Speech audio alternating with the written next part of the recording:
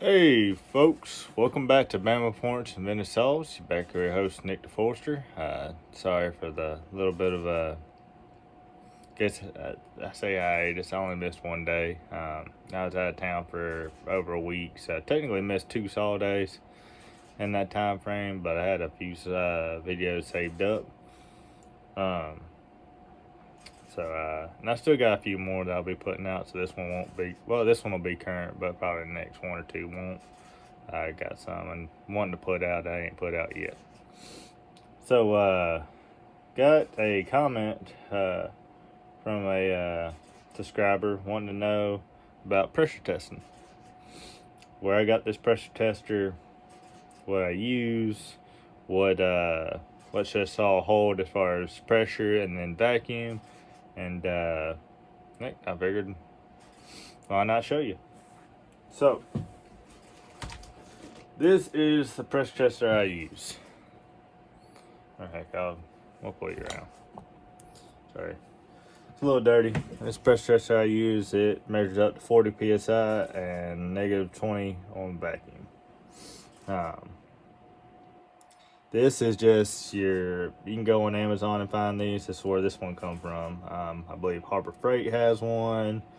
The best one I've seen, if you want to spend the money for a good tester, it's going to last you quite some time. It's got about everything you need in one shot.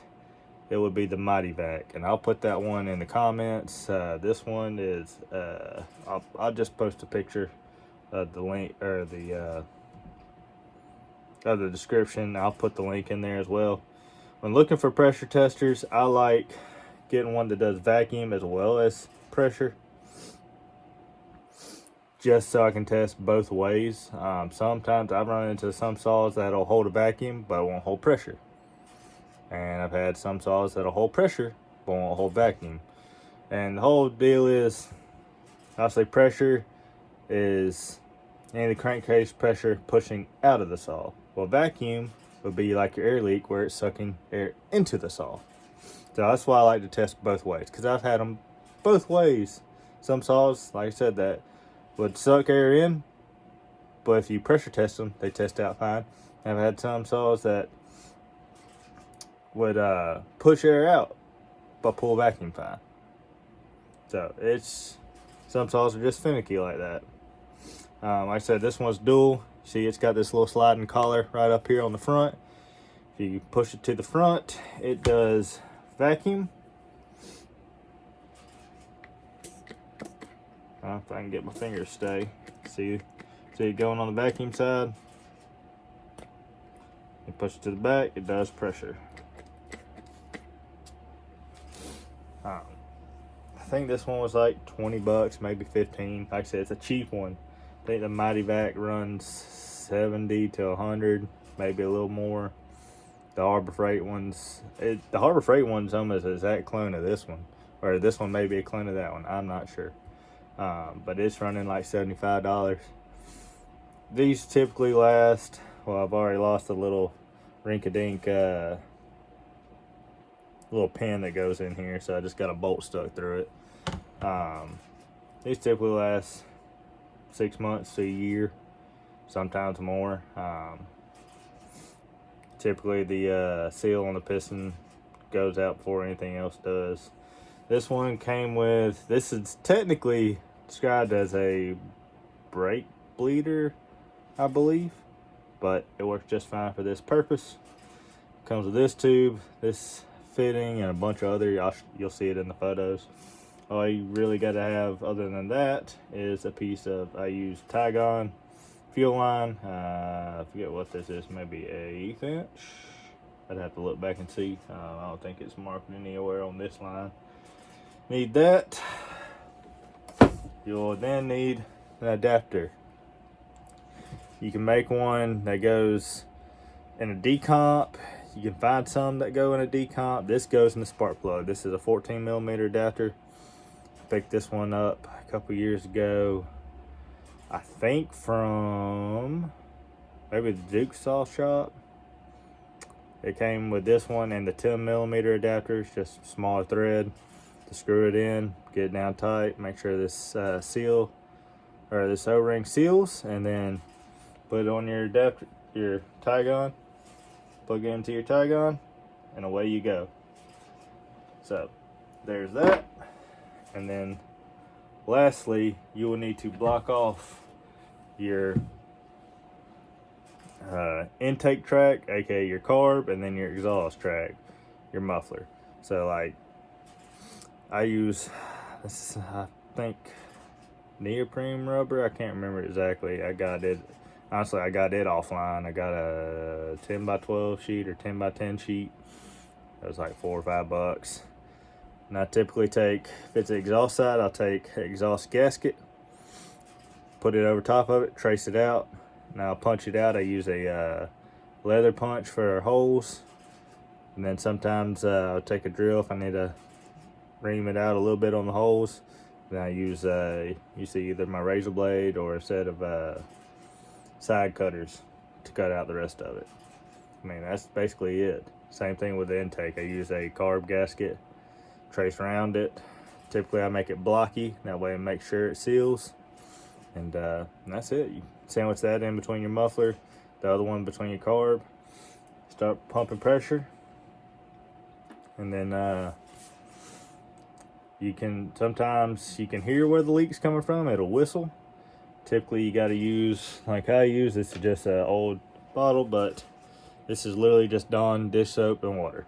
Shake it up, get it nice and bubbly, start spraying around. You'll see where the bubbles come out. It's really tricky. Typically I like to start, as you've seen, I'll spray around where I put these gaskets in to make sure they're sealing. Once those are sealing, then I typically go, depends on the saw. Sometimes I go to the reed block, if it's the reed valve saw. Sometimes I'll go to the, if it's like a McCulloch, try to go down to the intake block on like 1010s. If it's say 800 series, 82cc, I go to the boot if I can. Those are typically pretty hard to get to. But typically in most saws, I'd probably start around the crank seals. That's 99% of the time is where it's going to be. I say that, 95%. Then from there, but it truly depends on saw. Like McCulloch's, it could be the oiler. Husqvarna's, I've seen it come out the base gasket. Sometimes on the Husqvarna's they'll loosen up. But yeah, typically it's gonna be your crank seals. Like I said, you just spray around till you find your leak. Once you find it, if it's crank seal, pop it out, pop a new one in, retest it, spray it down with soapy water again. If it starts bubbling again, sometimes you'll have to drive them down a little bit further. Sometimes they will prolapse and you'll still be leaking, so you gotta try it again. I can make another video showing exactly how I do crank seals. I'm not the best at filming, but I can do the best I can.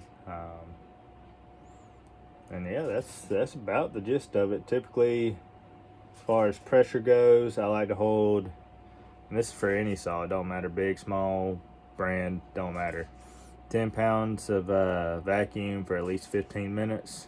Same with the pressure. I like to hold 10 pounds of pressure for at least 10 minutes without it dropping any. If it's dropping some, you've got a leak somewhere.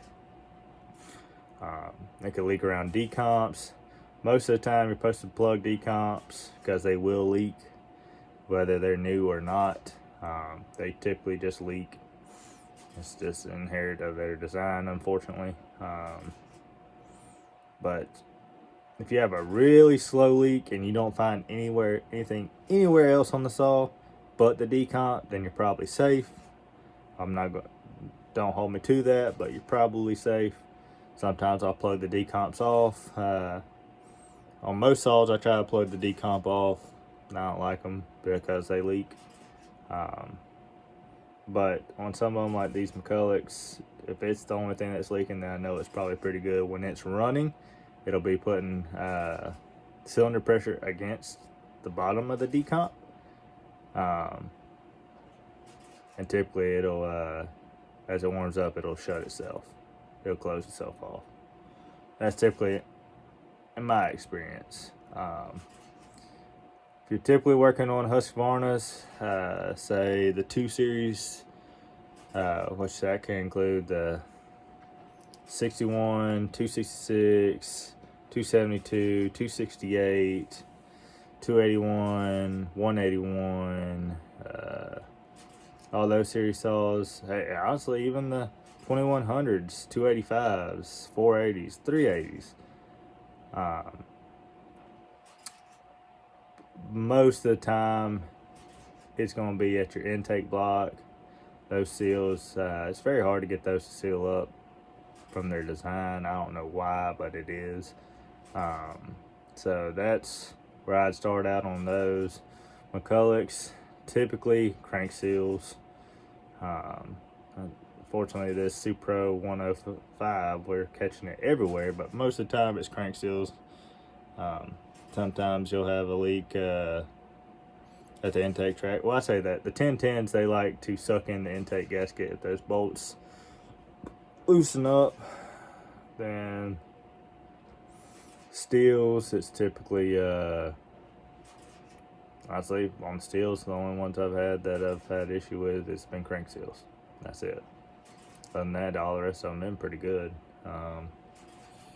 Yeah, that's a kind of a rundown of what I do as far as pressure testing, what I look for, and why I typically pressure test saws. If you start it up and it starts running away on you, you got an air leak. If it won't hold a idle, typically you got an air leak. If you can get it to start, go to tune it, get it tuned right, turn it off, and then either it floods or you gotta give it a bunch of fuel the next time, open your low jet next time, you try to start it, then you probably got an air leak. I've chased that monkey around way too many times. So yeah, now I'm pretty hard on trying to catch down air leaks on all these saws. But yeah, that's pretty well it on this. I mean, short, quick video. I'll post the link to this in the comment section, and I'll post the link to the Mighty Vac, which I think is probably the best one you can get out there. If I was willing to spend the money, I'd get it, but this one suits my needs just fine. Like I said, I think at the time it's 15 or 20 bucks compared to 75 to 100 for the Mighty Vac. Mighty Vac may even be more expensive, but I don't remember. But yeah, that's pretty well it. Like I said, you'll just have to chase them down, catch them as you go, and that's just part of the game on working on old saws or even new saws. They all get them, just a matter of time. So, yep. If there's anything more you want to see, if you want to see me do some more saws, I guess up close, and I guess better filming, I will. Just reach out to me in the comments. If you're trying to get a hold of me personally, email me at my old email from the old channel, nicktheforster22@gmail.com. I have not created a new email for this channel name yet, so I'm just using that one for now. So if you want to reach out to me there, and we can go from there. Typically, I'll give you my number if I feel comfortable with you. If not, we can just go back and forth from there. I said, if there's anything else, please leave it in the comments, and I hope y'all enjoyed this little tidbit on the tools, where I got them from, what I do, typically what I'm looking for. If there's anything else, just leave it in the comments, and I hope y'all have a great evening. Hope y'all had a great Thanksgiving. Oh, I sure did. It was a great Thanksgiving. And hope y'all have a great rest of the week. Know Jesus loves you, and I hope he blesses you this week. And I will see y'all in the next one. Thanks, y'all. Bye.